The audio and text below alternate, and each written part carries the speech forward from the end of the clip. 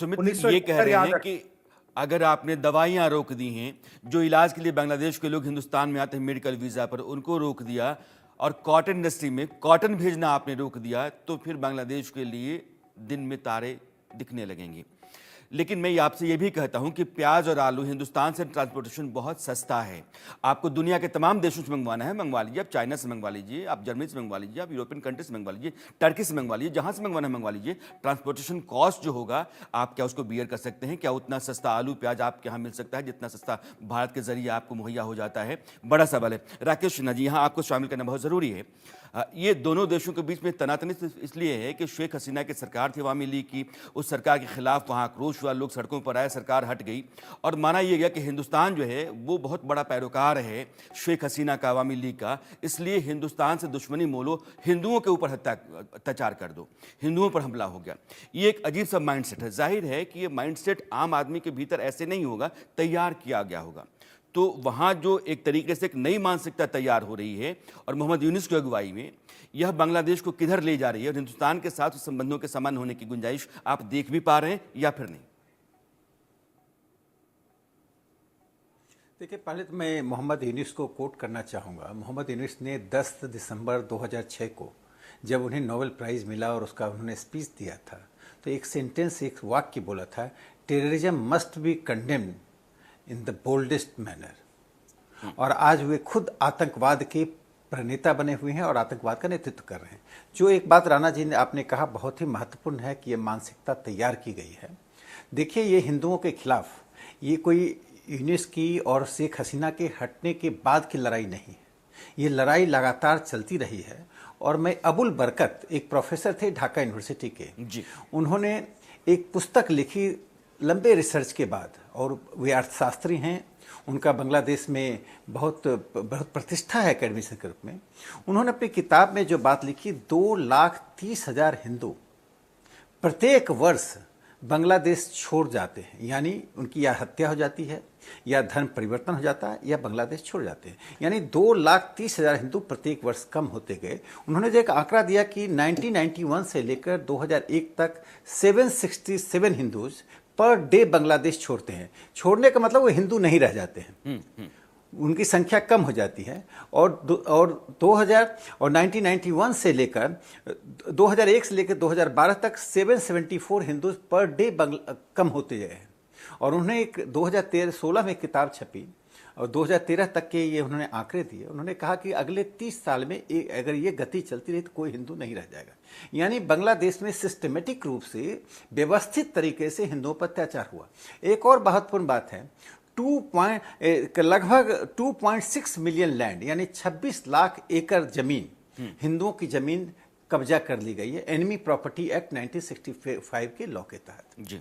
यह यानी कि बांग्लादेश में जो हिंदुओं पर अत्याचार है उसके पीछे इस्लामिक थॉट है।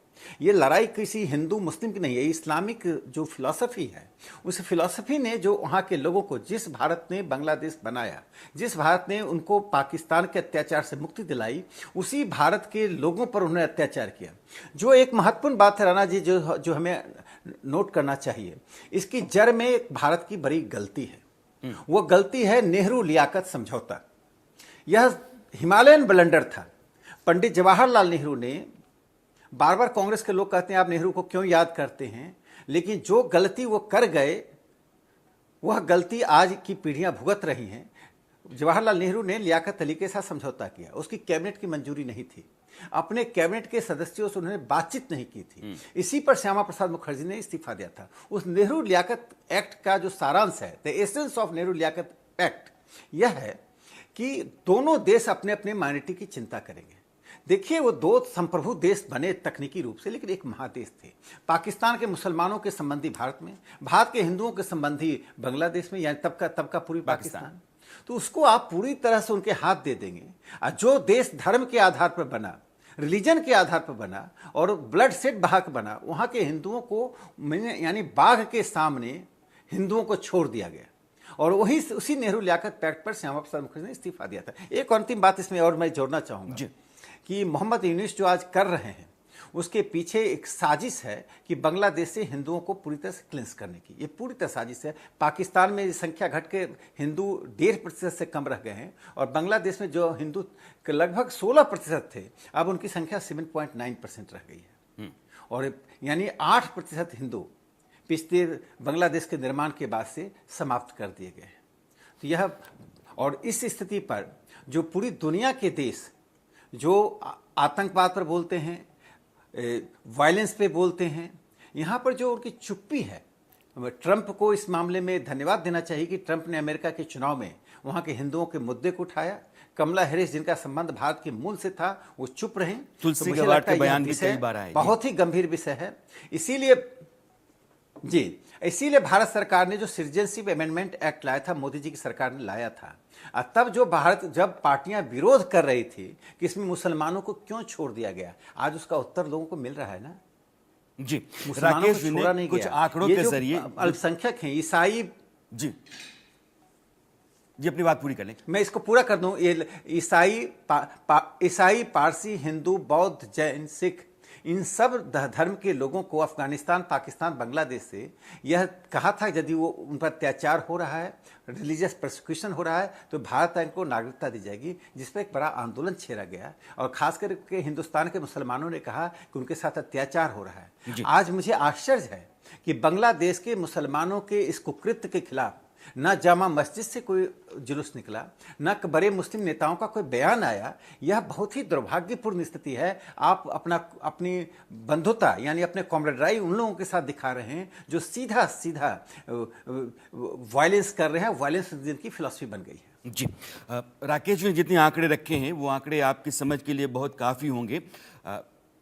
लियाकत अली खान पाकिस्तान के पहले प्रधानमंत्री थे और उनका जिक्र कर रहे थे कि नेहरू लियाकत का समझौता हुआ था कि दोनों देश अपने अपने दायरे में जो अल्पसंख्यक हैं उनकी रक्षा करेंगे।